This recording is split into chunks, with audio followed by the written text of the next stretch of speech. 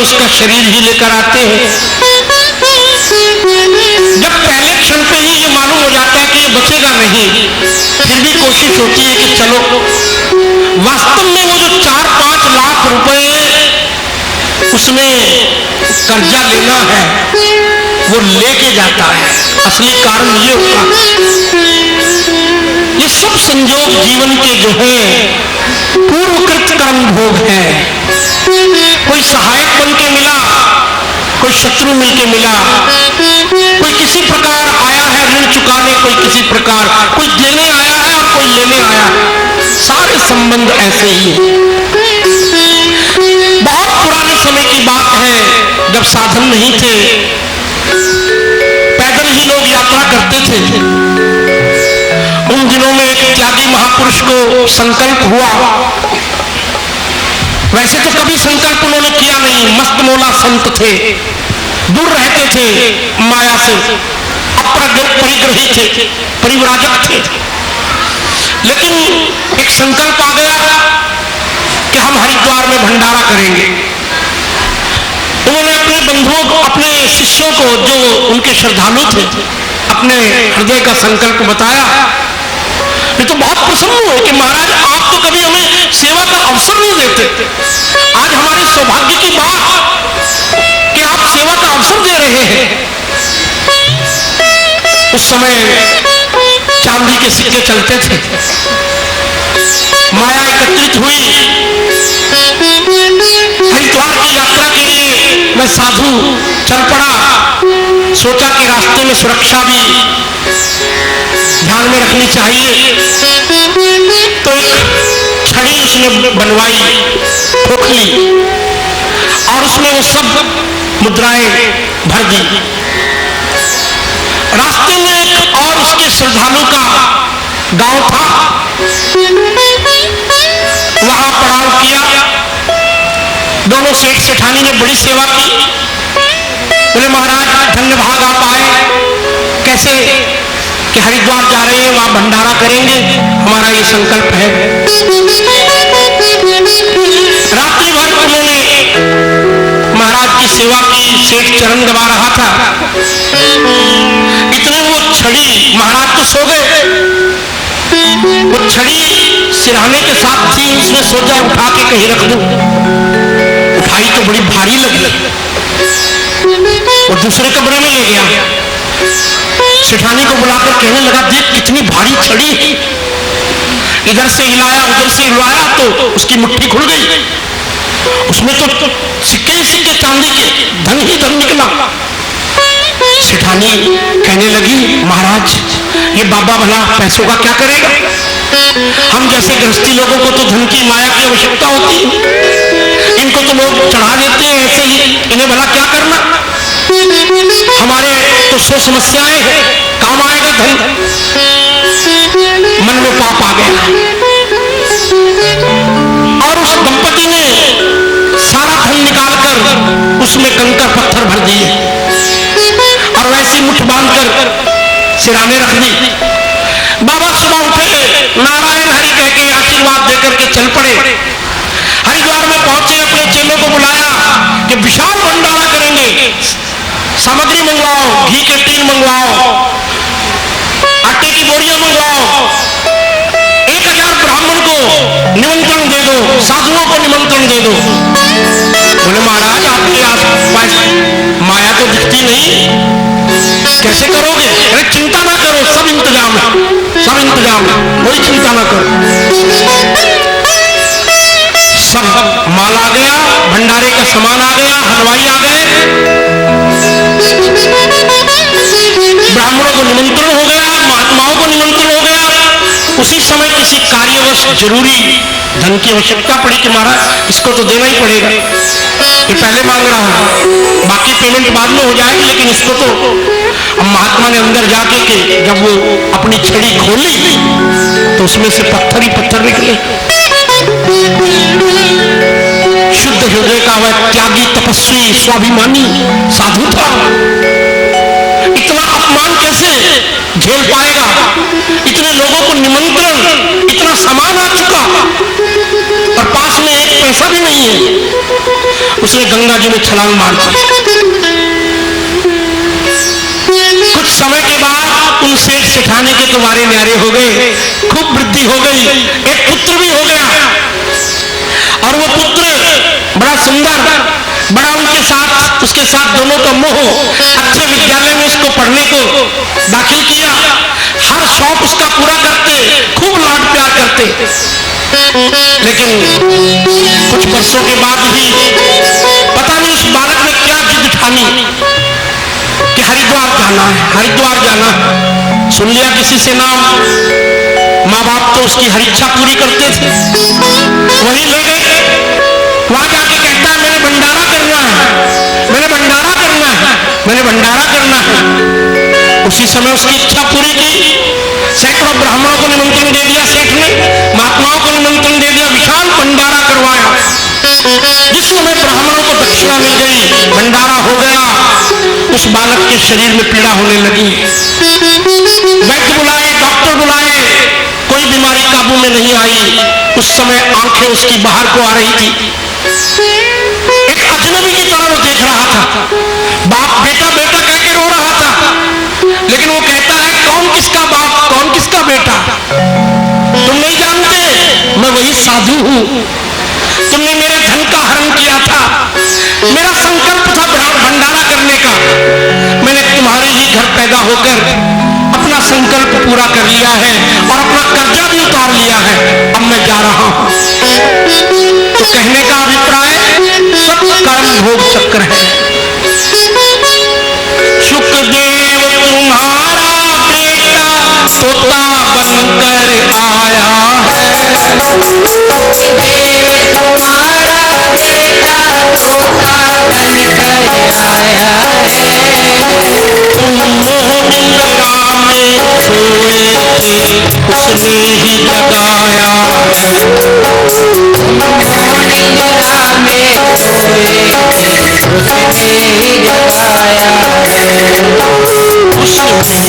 सोचा जीवन को पिता विश्व में गवाते हैं।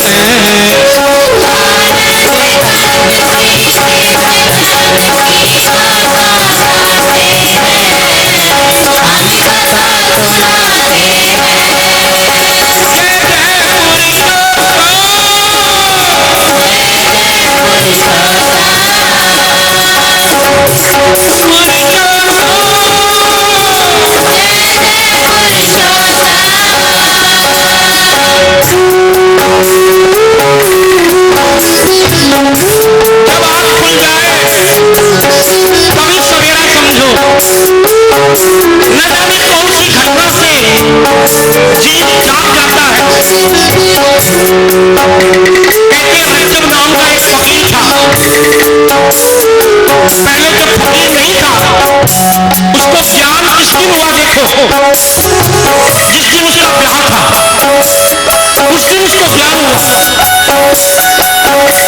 बारात जा रही थी, सिर पे मोर बंधा हुआ था, रास्ते में पानी पीने के लिए फकीर की कुटिया पे गए सारे, लेकिन गुरु ने पहचान लिया कि ये तो बहुत बड़ा फकीर बनेगा, पिछले जन्म का इसको ज्ञान है।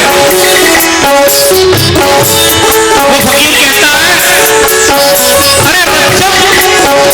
रज्जब से रज्जब भैया, सिर पे बांधो मोर, आया था हरि भजन को, चला अब तो किस ठौर। इसी शब्द से याद आ गई रज्जब को, और उसने मोड़ उतार के फेंक दिया। न जाने कब दांत खुल जाए। राजा बोले जो बीत गए अब आगे समझाओ, राजा बोले जो बीत गई अब आगे समझाओ। अपना कैसे वो साधन बतलाओ, कल्याण करूं अपना कैसे वो साधन बतलाओ। वाल्मीकि कहते हैं पुरुषोत्तम का सेवन करो राजन, पुरुषोत्तम मासूम मानव को क्या पुरुषोत्तम मासूम मानव को क्या व्रत करने चाहिए। पुरुषोत्तम मासूम मानव को क्या व्रत करने चाहिए। किसकी पूजा होती है क्या नियम करने चाहिए। किसकी पूजा होती है क्या नियम करने चाहिए। पालनीय पुरुषोत्तम की विधि को समझाते हैं।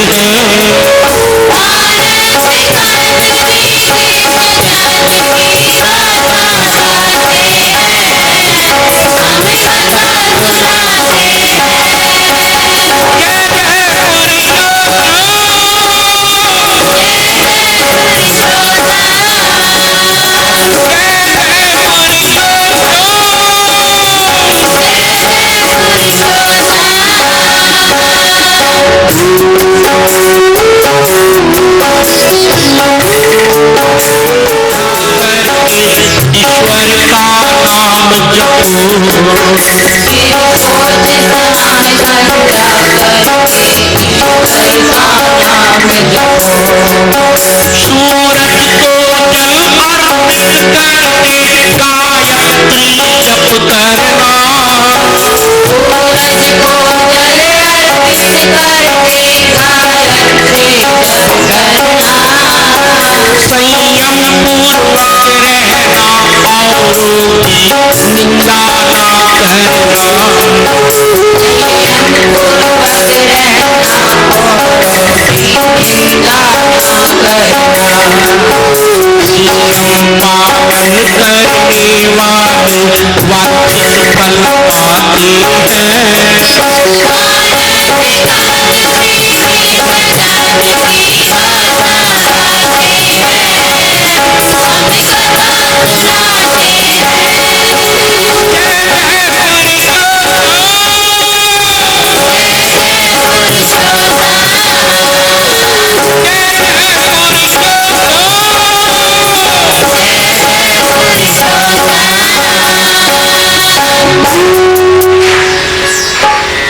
जैसे हाथी ने स्नान किया और स्नान करके अपने ऊपर मिट्टी डाल ली, ऐसे ही व्रत रखने के बाद, यज्ञ करने के बाद, कोई भी पुण्य कर्म सत्कर्म करने के बाद अगर आप बैठ करके किसी की निंदा कर रहे हो, चुगली कर रहे हो, बुराई कर रहे हो, तो समझो कि वो अपना पुण्य जो तुमने किया था उसको दे रहे हो जिसकी निंदा हो रही है। ये शास्त्र कहता है। किसी की बुराई करना पीठ के पीछे, निंदा करना, आलोचना करना वमन करने जैसा है। अब जैसे किसी को उल्टी आ जाए तो उल्टी करते हुए आदमी को देखना भी बड़ा बुरा लगता है, कहते परे कर भाई बदबू आ रही है, उसको खुद भी नहीं अच्छा लगता। ऐसे ही निंदा एक बमन की तरह है, क्योंकि जो कुछ हमने सुना उसको अब उगलो किसी के आगे बैठ करके। याद रखो, जो दूसरों की निंदा तुम्हारे आगे कर रहा है वो तुम्हारी भी निंदा दूसरों के आगे करेगा, क्योंकि उसका स्वभाव तो निंदा ही करने का है। ये मत समझो कि वो तुम्हारी नहीं करेगा, क्योंकि जिसका निंदा करने का स्वभाव है, जो दूसरों की निंदा तुम्हारे आगे कर रहा है और ये कहकर के मेरा नाम ना लेना, ऐसा भी साथ में कह देते हैं, मेरा नाम ना लेना। लेकिन जिसका स्वभाव निंदा करने का है वो तो करेगा, वो कहीं और जाकर फिर तुम्हारी भी करेगा। लेकिन निंदा से घबराना नहीं चाहिए। संत कभी नहीं घबराते निंदा से। वो तो कहते हैं निंदक नियरे राखिए, आंगन कुटी छुपाए। जितना हमें निंदक, जितना हमें आलोचना सावधान करती है, हमारे चरित्र का निर्माण करती है, इतनी प्रशंसा नहीं करती। प्रशंसा से तो गलतफहमी पैदा होती है। विनोबा भावा जी के पास कहते हैं एक बार गांधी जी का पत्र आया। उन्होंने पत्र पढ़ा, साथ में कोई सज्जन बैठे थे, उन्होंने कहा किसका पत्र है? विनोबा जी ने कहा गांधी जी का पत्र है। उन्होंने पढ़ा और पढ़ने के बाद फाड़ दिया, 3-4 टुकड़े कर दिए और डिब्बे में डाल दिया। उन सज्जन को बड़ा बुरा लगा। उन्हें तो लगा जैसे गांधी जी का अपमान कर दिया हो कि आपने गांधी जी का पत्र फाड़ दिया। उसने तो डिब्बे में से वो सारे टुकड़े निकाले और एक जगह पर सारे जोड़ जोड़ करके इकट्ठे किए, उनको लगाया, जो जहां का टुकड़ा था सारे सेट किए और फिर पढ़ा तो उसमें लिखा था, विनोबा जी आप परम संत हैं, आप बड़े परोपकारी हैं, आप साक्षात ईश्वर के रूप हैं, आपने जो करुणा है दीन दुखियों के प्रति वह ईश्वर कृपा है। उस सज्जन ने कहा, महाराज इसमें तो कितनी सुंदर बातें लिखी हुई है, आपने ये पत्र क्यों फाड़ दिया?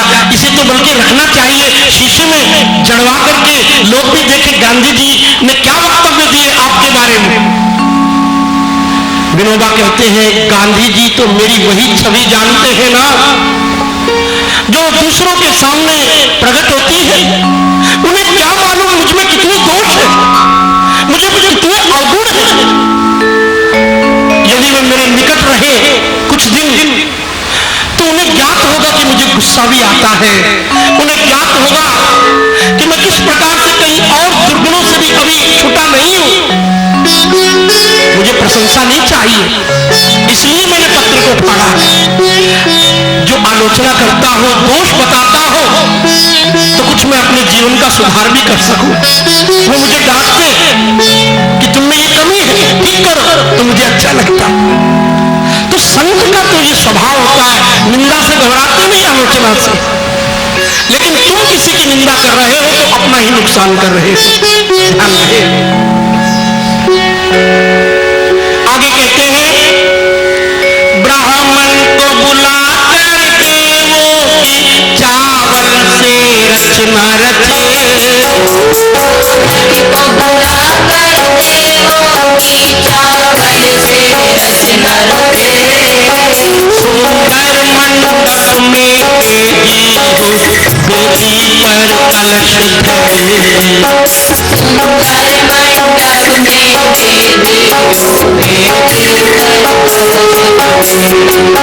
फिर राधा कृष्ण की प्रतिमा को मंडप में बिठलावे, राधा कृष्ण की प्रतिमा को मंडप में बिठाए, और धूप दीप नैवेद्य सहित निज पूजा करवाए, और धूप दीप नैवेद्य सहित निज पूजा करवाए,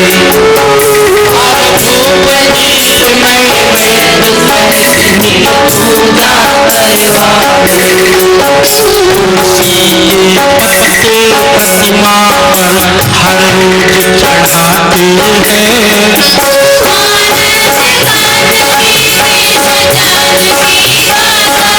भाई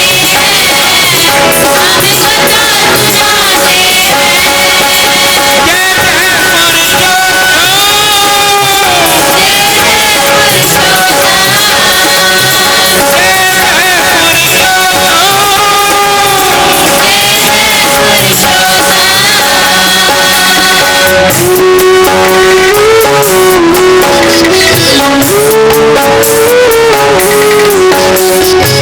नहाते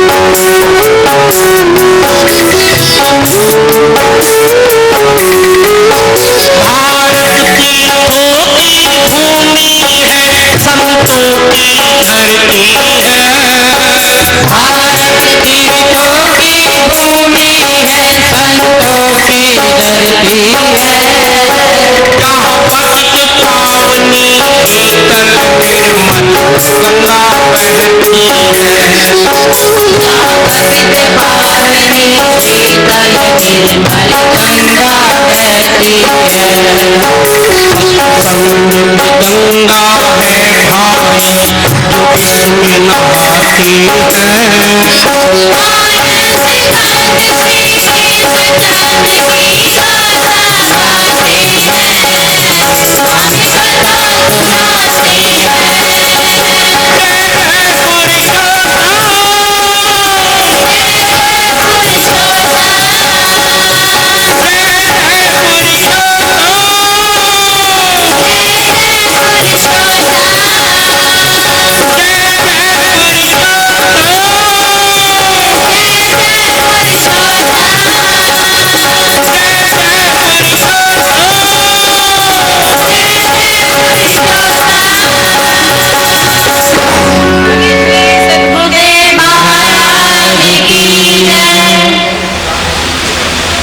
मत्तः परतरं नान्यत्। गीता में कहते हैं भगवान कि सब मेरा ही खेल है, मेरे अलावा और कुछ है ही नहीं।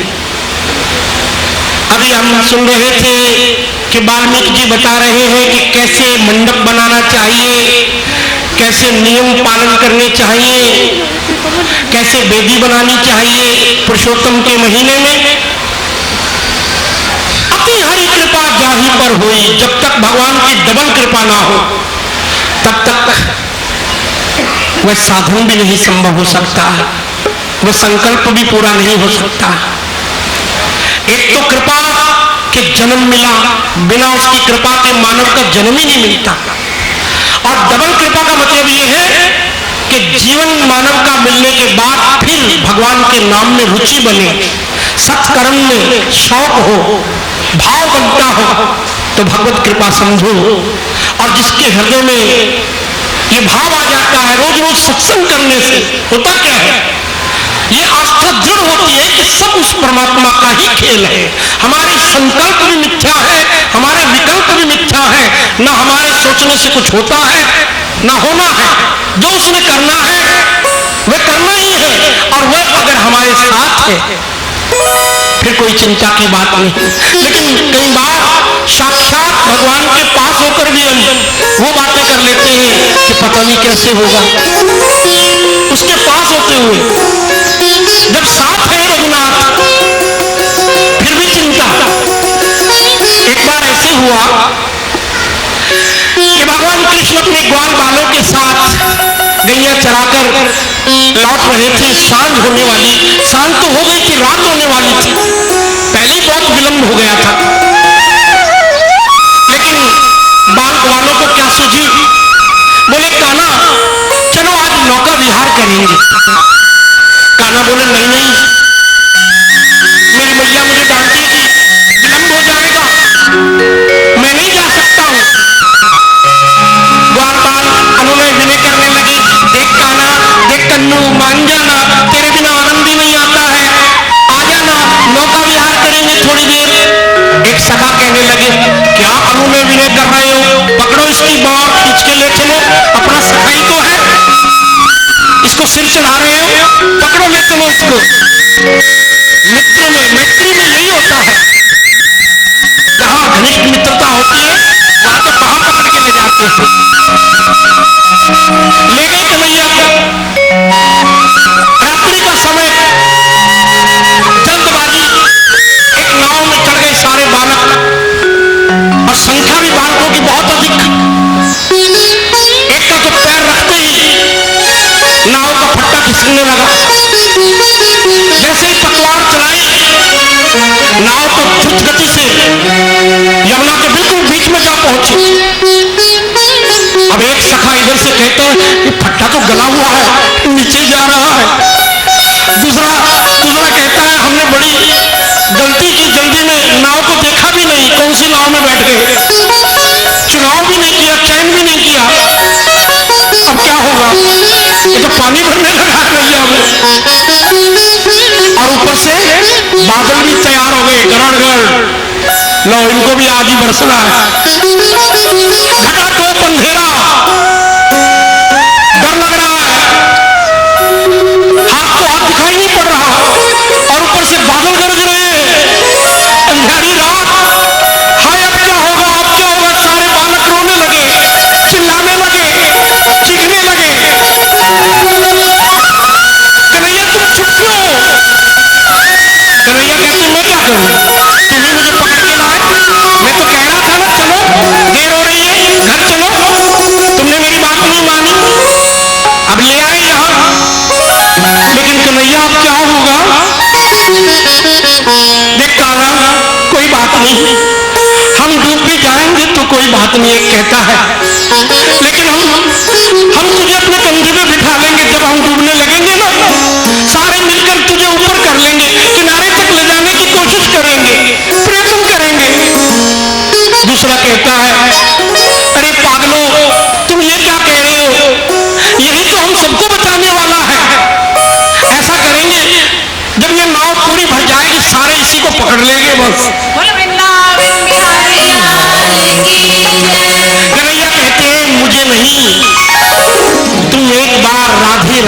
पुकारो, देखो अभी किनारे लग जाओगे।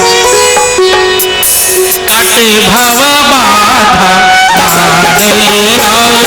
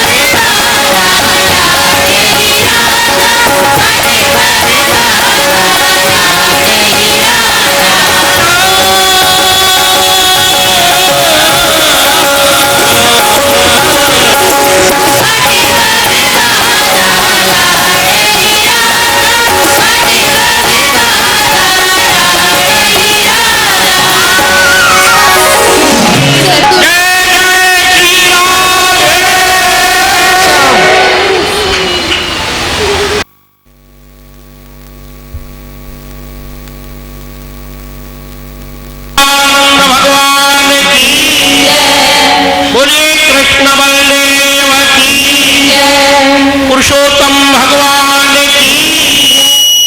बोलिए श्री सद्गुरुदेव महाराज की जय। पुरुषोत्तम के इस पवित्र मास में परमपिता परमात्मा के चरणारविंद में उपस्थित आदर की योग बंधु, वात्सल्यमयी माताओं, स्नेहमयी बहनों, प्रिय बालकों और सभी सत्संगियों,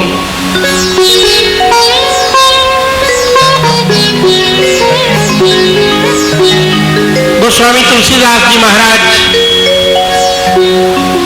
अयोध्या कांड के आरंभ में और हनुमान चालीसा के आरंभ में एक दोहा लिखते हैं। श्री गुरु चरण सरोज रज, निज मन मुकुर सुधार।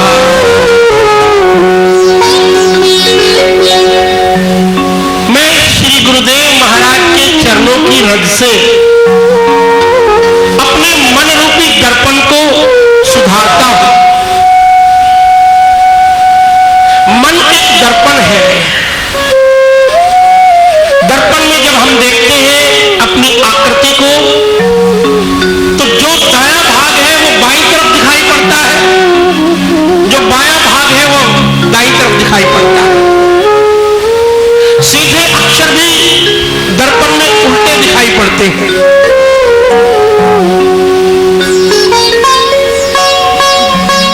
इसलिए ये जो मन है, इस दर्पण पर ये संसार की जो आकृति आ रही है, ये इसे बिल्कुल उल्टी करके लेता है। परमात्मा जो परम सत्य है उसको सत्य नहीं मानता, और संसार जो कि क्षणभंगुर है उसे सत्य मानता है। परमात्मा के और जीव के बीच में अगर कोई बाधा है तो वो मन है। कबीरा मन तो एक है, चाहे जहां लगाओ, चाहे प्रभु की भक्ति करो और चाहे विषय लपटाओ। जो मन संसार में उलझा हुआ है वो परमात्मा में नहीं है, और जो परमात्मा में तल्लीन हो गया, डूब गया है, उसके लिए संसार फीका हो जाता है। कई बार प्रश्न होता है कि मन यदि इतनी बड़ी बाधा है तो भगवान ने मन को बनाया ही क्यों? मन की उपयोगिता भी है। मन चंचल है, यही तो उसकी उपयोगिता है, क्योंकि सारा संसार चलायमान है। जैसी वस्तु हो उसको समझने के लिए भी उपकरण वैसा ही चाहिए। अगर मन ना हो तो फिर तुम संसार में भी गति नहीं कर सकते। कभी मीठा, कभी चरचरा, कभी लाल रंग, कभी पीला रंग, ये जो विभिन्नताएं हम अनुभव करते हैं ये मन के कारण ही तो है। लेकिन यही मन परमात्मा के साधन में बहुत बड़ी बाधा है। जब तक ये एकाग्र नहीं हो जाता, जब तक ये अपनी चंचलता नहीं छोड़ता, तब तक ईश्वर का साक्षात्कार नहीं हो पाता है। हिलती हुई गाड़ी में बैठकर सुई में धागा कैसे डालेंगे? डल ही नहीं पाता। इसलिए अर्जुन कहता है चंचलम ही मना कृष्ण प्रमाथि बलवज्रम। ये मन बड़ा चंचल है, इसको कैसे वश में करूं? तो भगवान कहते हैं अभ्यास और वैराग्य, ये दो उपाय हैं मन को एकाग्र करने के। परमात्मा को अर्पित करने की अगर कोई चीज है तो वो मन ही है। मन है एक विचारों का पुलिंदा। जब आप यहां बैठे हैं, यहां बैठे हुए भी आपका मन कहां कहां घूम रहा है, क्या क्या विचार आ रहे हैं। अगर इस प्रकार से पूजा में बैठे हुए भी विचार आ रहे हैं तो पूजा समझो नहीं हो रही। जहां मन है वही तुम हो। एक बार एक यात्रा पर दो सन्यासी निकले, बड़े त्यागी सन्यासी थे।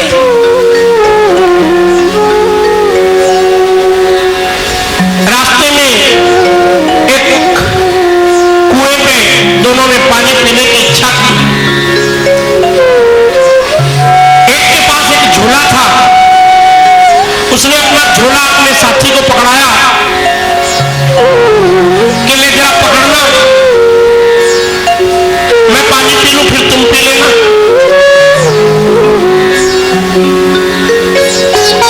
जब वो पानी पीने लगा और दूसरे आदमी ने झोला पकड़ा तो उसने देखा झोले में कुछ भारी सी चीज है। उसने हाथ डाल लिया, देखा तो सोने की ईंट। उसने सोने की ईंट वहीं फेंकी और एक पत्थर रख दिया उसके अंदर। पानी जब पहले सन्यासी ने पी लिया तो कहा ला मेरा झोला दे दे। उसने झोला दे दिया और अपनी यात्रा पर आगे चल पड़े। रात होने लगी तो झोले वाला सन्यासी कहता है कोई खतरा तो नहीं है, रात हो रही है, जंगल है। पहले ने कहा नहीं। थोड़ी देर और आगे बढ़े तो फिर कहने लगा कोई खतरा तो नहीं है, कोई चोर डाकू तो नहीं यहां घूमते हो, अंधेरा बढ़ता जा रहा है। आखिर जब उसने कई बार कह लिया कि खतरा नहीं खतरा नहीं खतरा नहीं, तो उसने कहा भाई खतरा मैं कुएं पे फेंक आया हूं, वो वहीं फेंक आया हूं खतरा, अब कोई खतरा नहीं। उसने तो एकदम झोले पे हाथ लगाया और झोले में जब झांक कर देखा पत्थर निकला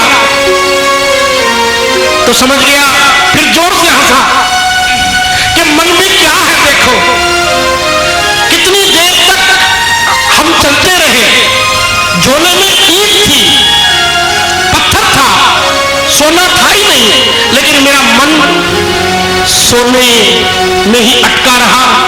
कहीं कोई लूट ना ले, कहीं कोई खतरा तो नहीं, कहीं कोई खतरा तो नहीं, जो चीज है भी नहीं, लेकिन मन ने मान रखी है कि है। मन तो वहम है तो मन वहीं अटक जाता है। मन के हारे हार है और मन के जीते जीत। अगर आपके मन में उत्साह है, आपके मन में खुशी है, तो बहुत बड़ा दुख, बहुत बड़ा कष्ट भी बड़ा छोटा हो जाता है। और आपका मनोबल ही गिरा हुआ है तो खुशी में भी आप खुशी नहीं मना पाते। दो राजाओं में युद्ध हुआ, एक राजा हार गया और एक राजा जीत गया। दोनों के ही सैनिकों को चोट लगी थी, घायल हुए थे, फट्टड़ हुए थे। लेकिन आश्चर्य देखने में यह आया कि जो जीतने वाले राजा के सैनिक थे उनके घाव तो जल्दी भर गए और जो हारने वाले राजा के सैनिक थे उनके घाव बड़ी देर से भरे गए। वैद्यों ने ये प्रयोग करके देखा कि ये क्या बात, क्योंकि जो जीतते थे उनको मन में खुशी थी। अगर मन में खुशी हो तो तन पे भी खुशी होती है और मन में दुख हो तो तन पे भी दुख होता है। मन का ही सारा खेल है, इसलिए आओ मन का समाधान करें।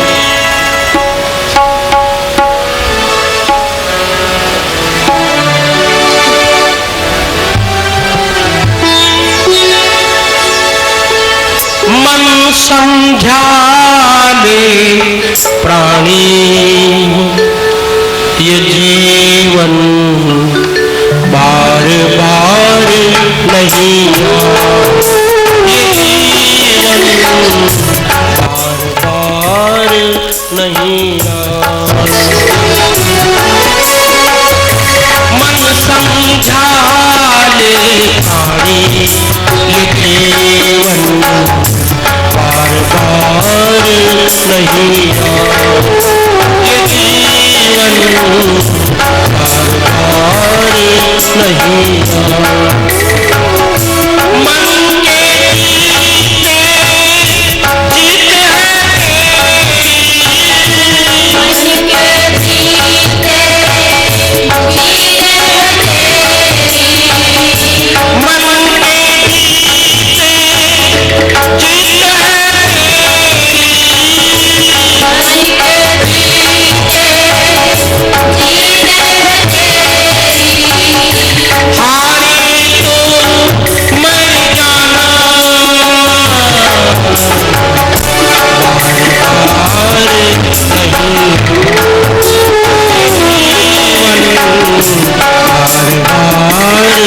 नहीं आना।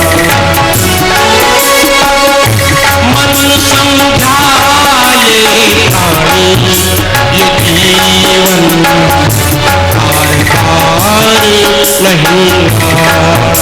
ये जीवन बार बार नहीं आना।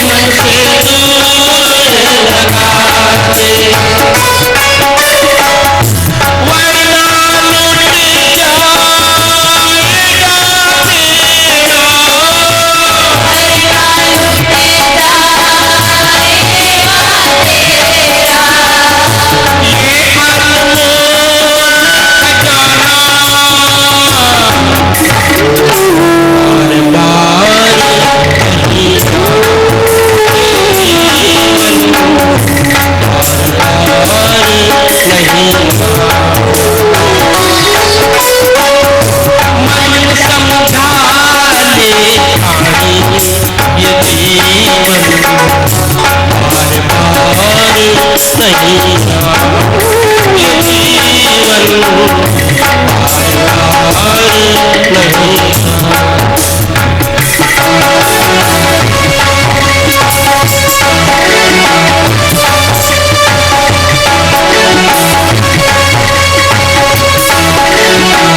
कूड़े में करकट में बड़ी दुर्गंध होती है।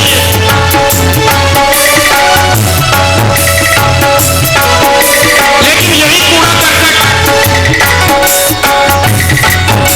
जब खेतों में डाला जाता है और उसकी खाद बन जाती है तो उसी से मधुर मधुर फल उगते हैं। मीठा गन्ना मीठे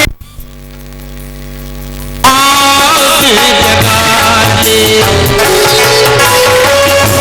इस मनवा को बनाए सोया बाग बनाए सुमिरन सेवा और समर्पण का साधन अपना ले। सुमिरन सेवा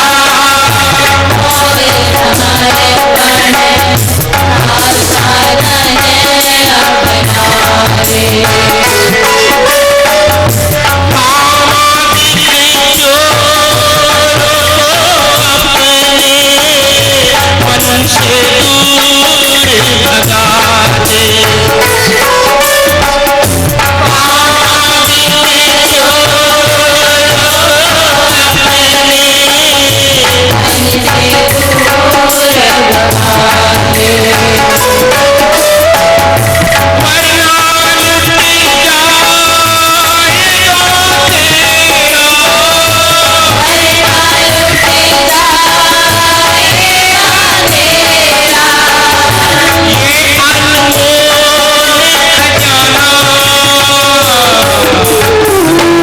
बार बार